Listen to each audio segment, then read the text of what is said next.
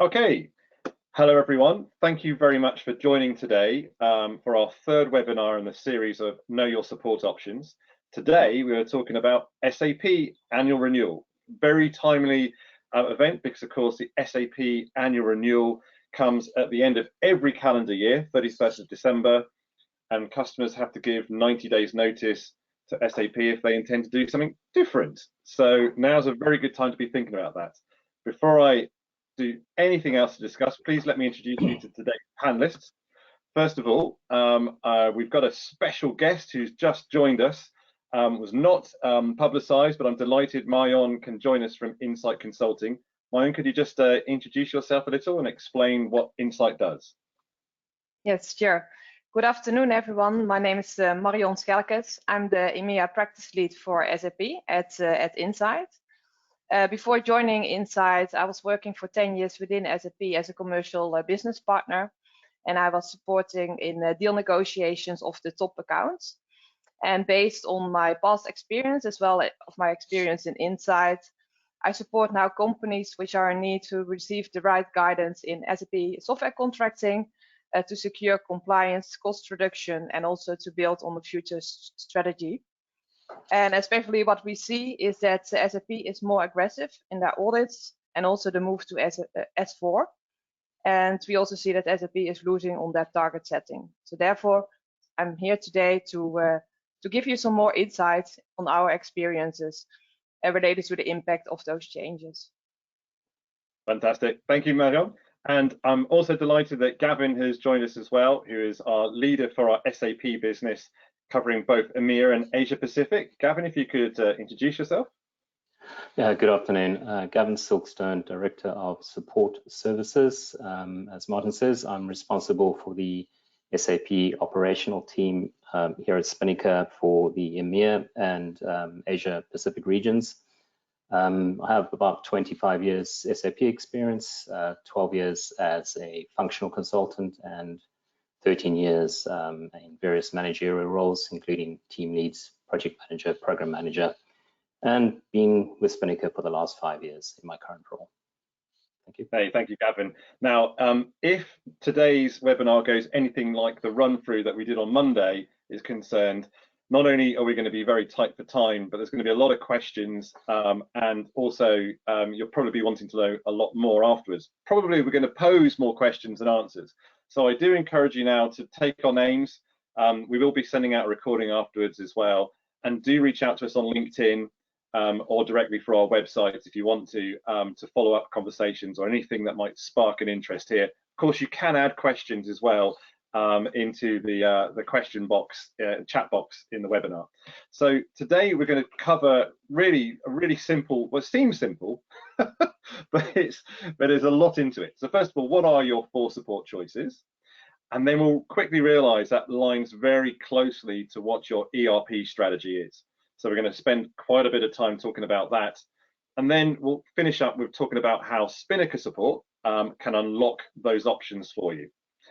So it looks simple, but hey, let's get into it. So your 4 support options are pretty straightforward. One is Renew. So SAP will give you your annual renewal for your annual software support and maintenance, and you just pay it.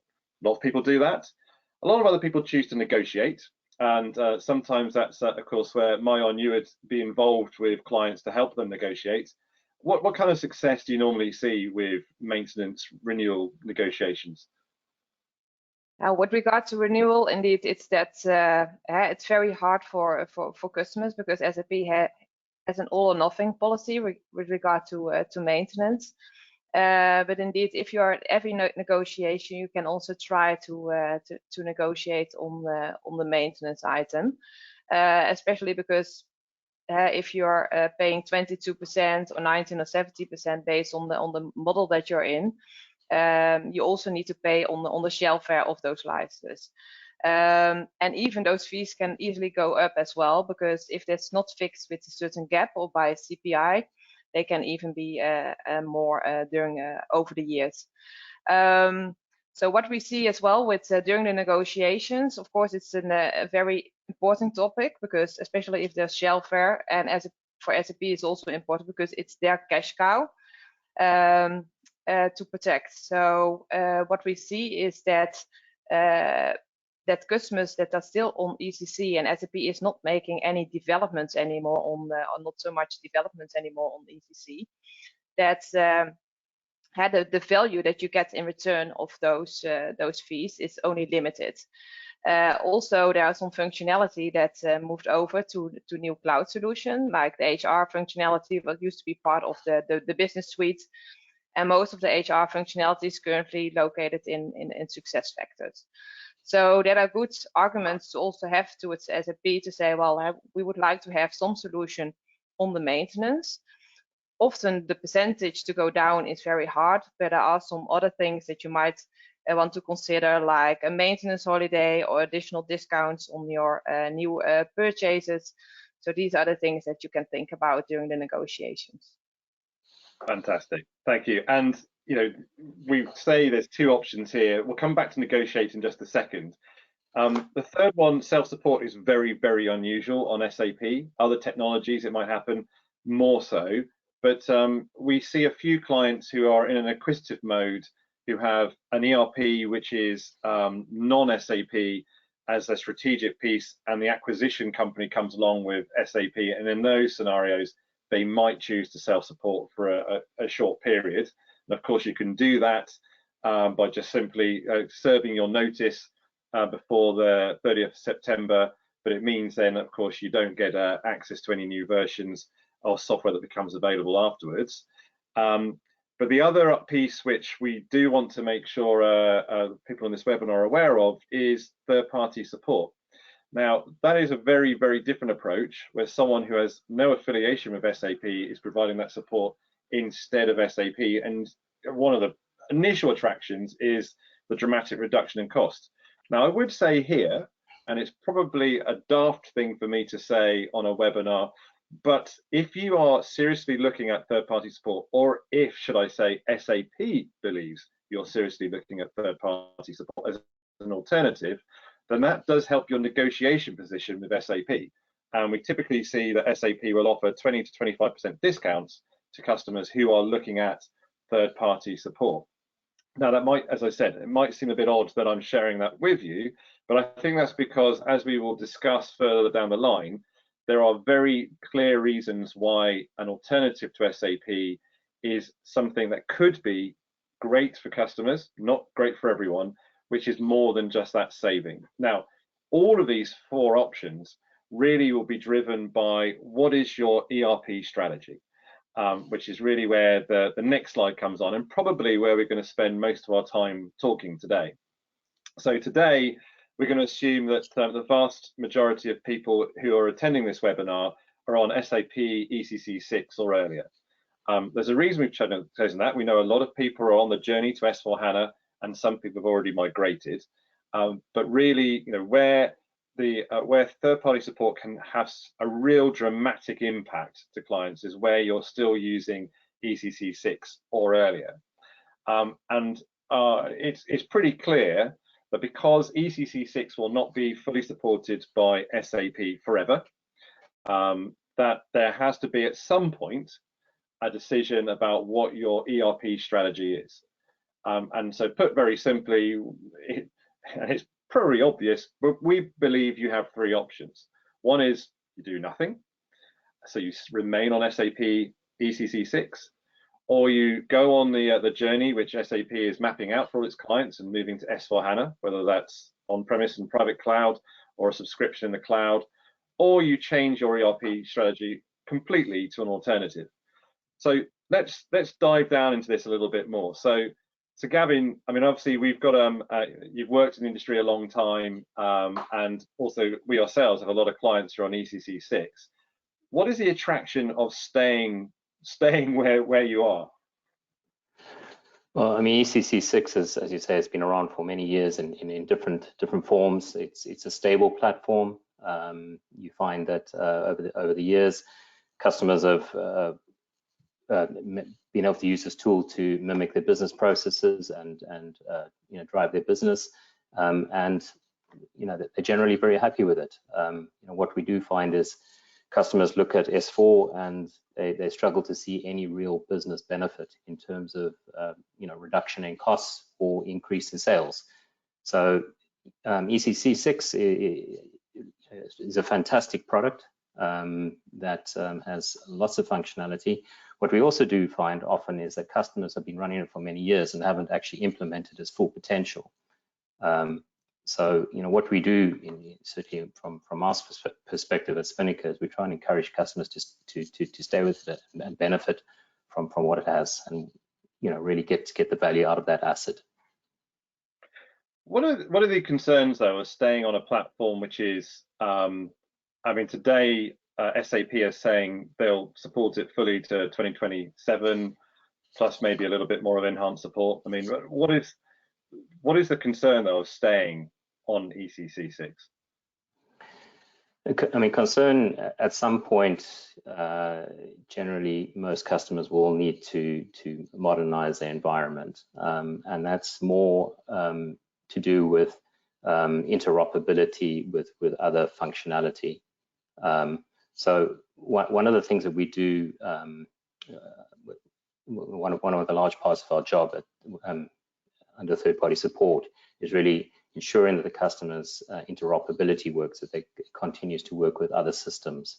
Over many years, that could become an issue, and at some point we'll probably need to digitalize and modernize the environment.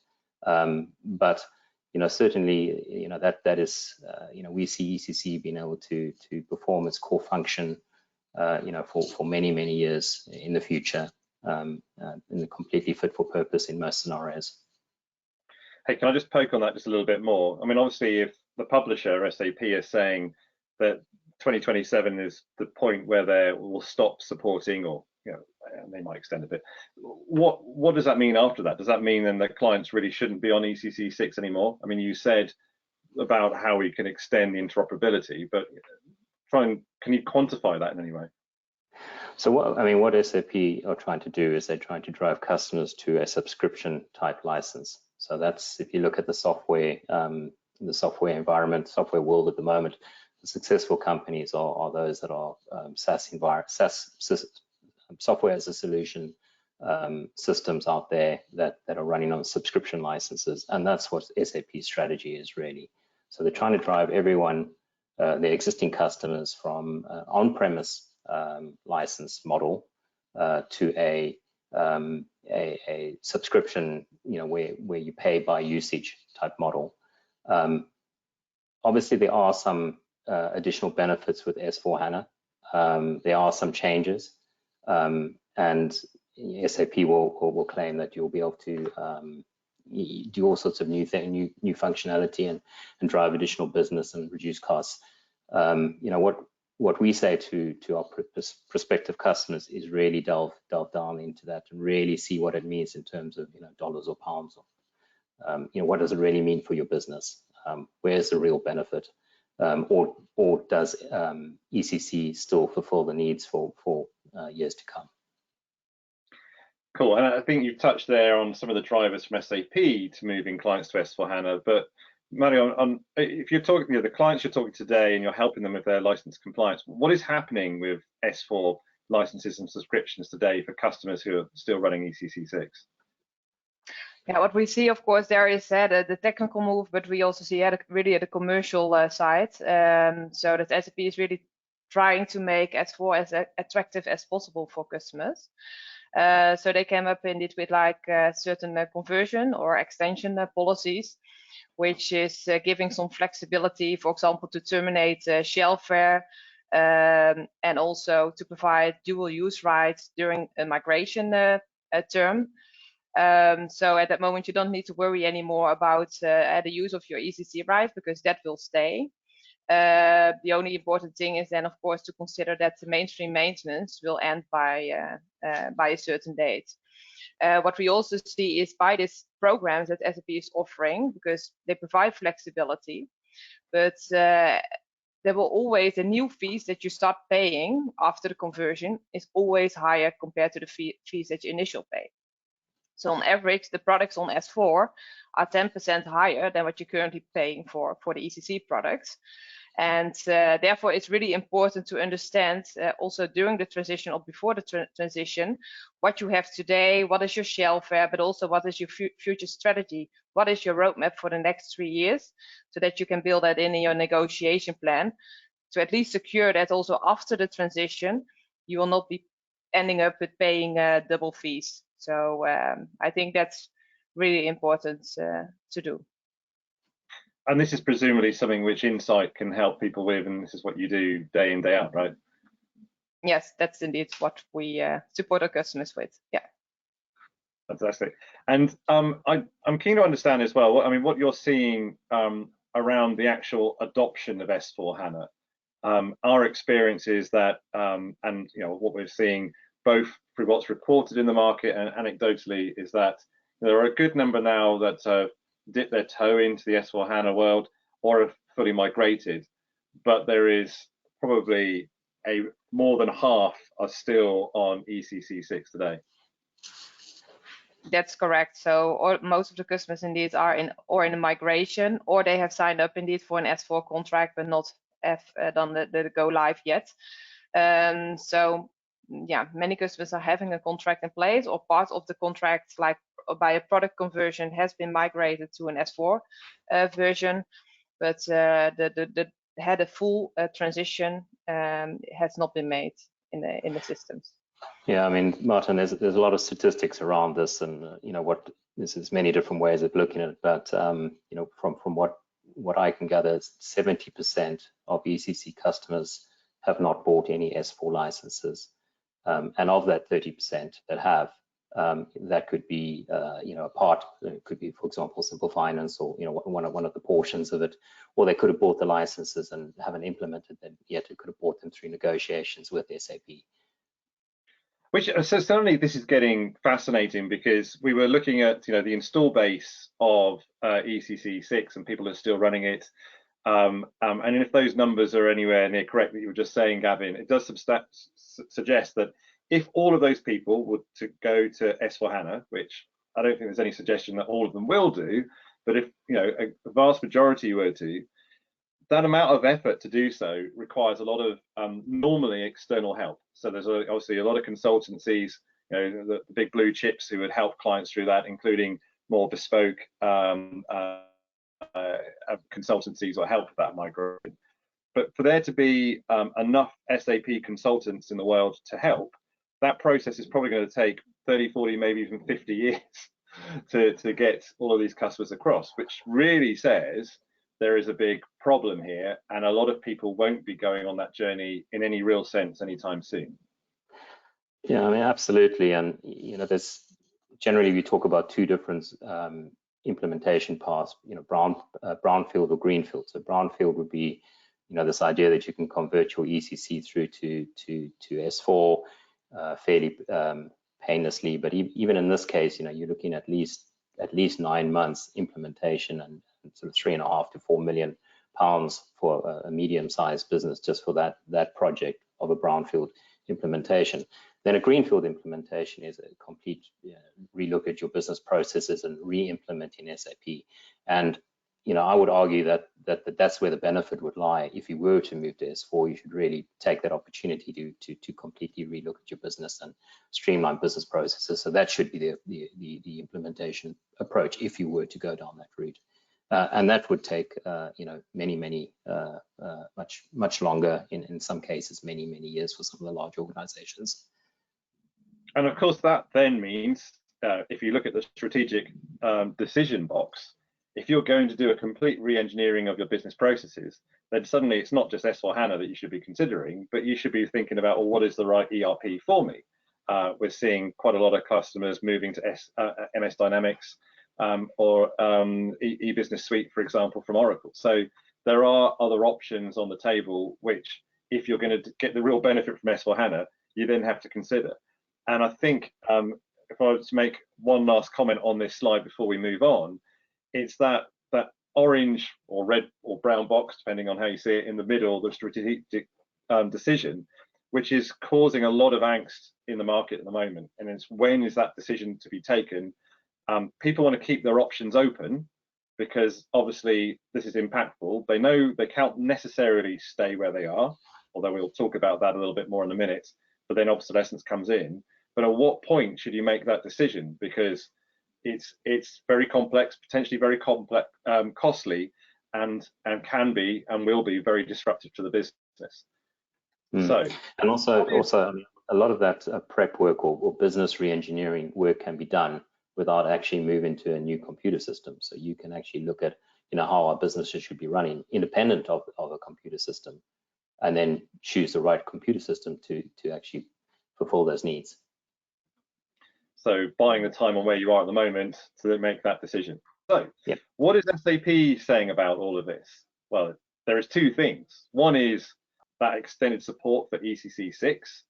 2 years ago, they announced a 2-year extension. So standard support is extended through to 2027. There'll be then some extended support after that, as is usual. However, will they do this again? There's a bit of a history around that. I mean, Gavin, this is our world we've been in for many, many, many years, and SAP is continually extending. Do we anticipate that there's going to be another extension? Yeah, so this is the common playbook, classic move of SAP. They say that maintenance will end on a certain day, and it's basically a force factor to drive customers to S4. So the latest date is 2027, and that's moved from 2025 and early on a number of times. And we definitely expect it to move out into the 30s, probably late 30s, to be honest, for the exact reasons that you've mentioned, Martin. The fact that some of these large organizations, it's going to take them 8-10 years, in some cases to make such a move. And considering the thousands of customers that are still on ECC6 as well, it kind of feels inevitable. But the issue is that on the last slide, that decision box in the middle, it's really hard now to know when that key decision needs to be made, and it's drifting around, and it's something which, as we said, a lot of people are struggling with. Marion, can you share with us a little bit about the Rise of SAP program that's been around for the last 18 months? And how you're seeing that being adopted by the customers that you talk to? Yeah, of course, yeah, indeed. Yeah, Rise is existing since the beginning of last year, and it's really indeed the way that SAP is bundling forces indeed to combine cloud products with partner solutions and services, as they also noticed that they were losing control in the customers' conversations. And with Rise, SAP can accelerate their commitments towards the targets, so the cloud revenue. So they, of course, want customers to move to S4HANA, but preferably on the cloud version of S4HANA. And they also combine that with certain products like Signavio for the business processing, which they also recently acquired, the business technology platform, and of course their business network applications. And all running within the S4HANA cloud product as the core. SAP is presenting this really to do a favor to the customers, and making really the customer feel, if they would not sign up for this, that they will miss the boat for the digital transformation. And of course, this is the most important topic that's currently being discussed with most of the organizations today. And as it seems, because based on our experience, as it seems that is an attractive offer, because they say, well, you only have one set of contracts with one set of SLAs. You get an TCO reduction of 20%, and you also get some flexibility around the contract. It seems like it's the perfect picture for everyone's organization. But we also see some downsides, especially for the bigger organization. I would not really see the added value at this moment, as I believe that you have much more negotiation power if you would negotiate yourself with your hyperscaler or with your service partner. And not to forget that most of the bigger organizations already have like huge contracts in place with those parties. So what to do with that? Furthermore, also see what there might be a risk of the standardization. That's already indeed with the S4, moving to S4, but especially if you would go to a cloud model. SAP is offering two options. So you have the public and the private version. Of course, with the private version, you have much more possibilities, but it's still the question, and that also relates to the previous slides, is SAP's strategy really fitting to your organization strategy? And I think that's the most important question that needs to be answered by the organizations. Because if not, then it's better just to stay with your current ECC version, or even moving away from SAP to another solution that better fits to your strategy. If I could just add a couple of other concerns that, with RISE, and that is the forced upgrades. So if you have the private cloud version, every 5 years you need to upgrade, and the public cloud version every year you need to upgrade. So that's something you need to think about. Obviously, we spoke about the expensive migration. So with RISE, you have to be a certified partner in order to implement RISE with SAP. So they've actually closed down the market in terms of your SIs who you can go and use to do the implementation. And then probably the most important is the lock-in. So what you do is you hand in your perpetual licenses for subscription licenses. So there's no clear way of reverting that. So once you've done that, you're on SAP's path. Yeah, and I think so. We're not here today to tell you what's the right strategy for you, because it has to, that's the whole point. It has to be the right strategy for you, not the right strategy for the ERP publisher, whether that be SAP or whether it be Microsoft, Oracle, or whoever. But what we wanted to share with you is that we can help unlock that and buy you the time and the decision-making process so that you can decide in your own time what's right. And we can do that by fully supporting ECC 6 in perpetuity. And by perpetuity, I probably mean at least 15 years.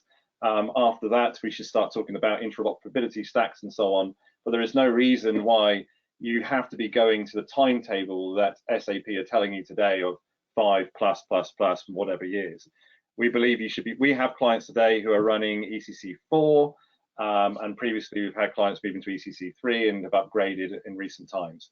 So by moving your maintenance, even though it seems strange that unlocks your ERP strategy, moving your maintenance not only dramatically reduces the cost you're paying for it, you get much improved service, and we've got a lot of clients who can talk about that to you as well.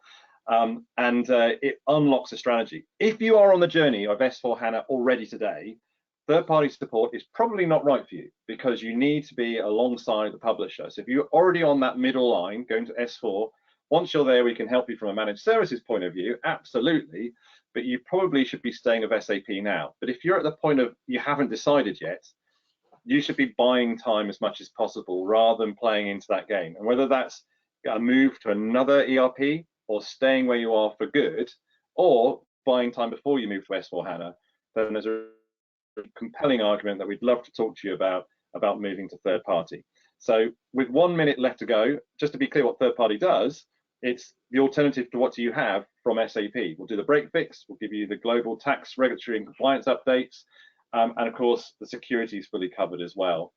And now is the right time to have this discussion. You're in a kind of discovery phase now, between now and mid-July. If you come to us, we have a conversation, we can get a proposal to you by the mid to late July. And then really the time that needs to be taken is around that technical and functional validation, which is going to happen during the summer holidays for most of us, but it needs to be done. And then give yourself a month or so to contract, so that on the 30th of September, you can give your notice to SAP, and then we can focus on the archiving and the onboarding to get you up and running as a fully fledged Spinnaker Support customer. So I told you we're going to run out of time. We've been very tight. I'd be delighted that you guys could join us today. I'm very, very thankful to Marion and Gavin as well. This is the third, as I mentioned, in the Know Your Support option series. Hopefully, the other two are on Oracle, so do watch those if you'd like. But thank you again for joining. I think there's a lot there. Hopefully, more questions have been asked rather than answered. So do reach out to myself, Marion, Gavin, and myself, and we'll speak again soon, hopefully. Thanks, guys. Thank you. Thank you.